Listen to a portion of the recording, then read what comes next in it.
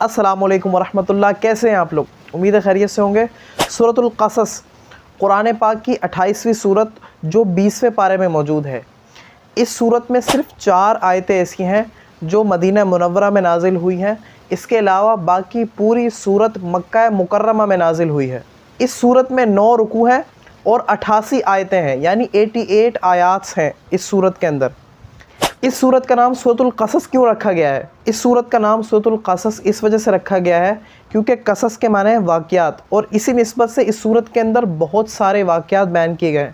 مثال کے طور پہ سر فہرست حضرت موسیٰ علیٰ نبینا علیہ الصلوۃ والسلام کے ذکر کو تفصیل سے اسی سورت میں بیان کیا گیا ہے۔ اس کے علاوہ قارون کا ذکر بھی اسی صورت میں بیان کیا گیا ہے۔ اسی طرح باقی انبیاء علیہم السلام کے واقعات کو بھی درجہ بدرجہ ذکر کیا گیا ہے۔ اس سورت کا مرکزی مضمون تو یہی ہے کہ اس سورت کے اندر اسلام کے بنیادی عقائد کو بیان کیا گیا ہے، جیسے توحید کو بیان کیا گیا ہے، رسالت کو بیان کیا گیا ہے، اسی طرح مرنے کے بعد دوبارہ زندہ کیے جانے کو بیان کیا گیا ہے۔ اس سورت میں حضرت موسیٰ علیہ نبینا علیہ الصلوۃ والسلام کی ولادت سے لے کے توریت عطا کیے جانے تک تمام واقعات کو بیان کیا گیا ہے، اور ان واقعات کی ابتدا فرعون کے ان مظالم سے شروع ہوتی ہے جو اس نے بنی اسرائیل پر ڈھائے تھے۔ پھر حضرت موسیٰ علیہ نبینا علیہ الصلوۃ والسلام کی ولادت کا اس میں ذکر کیا گیا، اور پورا وہ واقعہ بیان کیا کہ کس طرح موسیٰ علیہ نبینا علیہ الصلوۃ والسلام کی پیدائش ہوئی، کس طرح آپ کی والدہ ماجدہ نے آپ کو ایک ٹوکری میں ڈال کر دریا میں بہایا، اور پھر کس طرح سے فرعون کے دربار تک حضرت موسیٰ علیہ الصلوۃ والسلام پہنچے، اور پھر موسیٰ علیہ الصلوۃ والسلام کو آپ کی والدہ کا دودھ پلانا، اور اس طرح کے باقی واقعات بہت سارے، اور پھر کس طرح سے آپ کی پرورش فرعون نے کی۔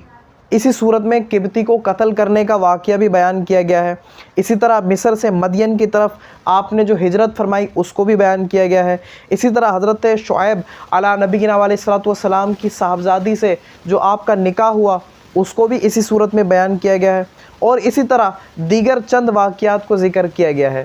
دوسرا یہ کہ کفار مکہ کے اعتراضات کا جواب دیا گیا ہے کہ جس طرح معجزات حضرت موسیٰ علیہ نبینا علیہ الصلوۃ والسلام پیش کیے گئے تھے نا، ویسے حضور صلی اللہ علیہ وآلہ وسلم نے معجزات کیوں نہیں پیش کیے؟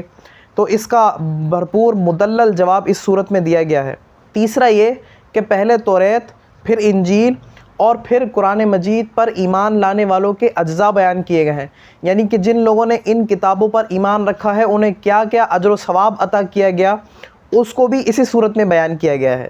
چوتھا یہ کہ سابقہ امتوں پر آنے والے عذابات سے کفار مکہ کو ڈرایا گیا ہے کہ اگر جس طرح ان پر عذاب آیا تھا، اگر تم اپنی روش سے باز نہیں آئے تو تمہارے اوپر بھی وہی عذاب آئے گا، اور تم اس سے راہ فرار نہیں اختیار کر سکتے۔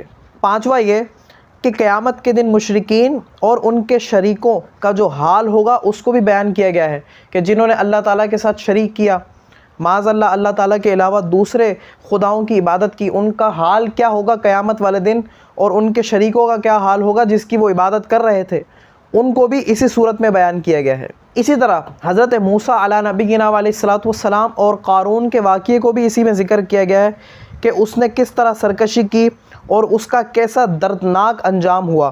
ان دونوں واقعات میں نبی کریم صلی اللہ علیہ وآلہ وسلم کی نبوت کی دلیل ہے، کیونکہ جب یہ واقعات رونما ہوئے اس وقت آقا کریم صلی اللہ علیہ وآلہ وسلم بظاہر موجود نہیں تھے، اور نہ ہی آپ صلی اللہ علیہ وآلہ وسلم نے کسی شخص سے یہ واقعات سنے تھے۔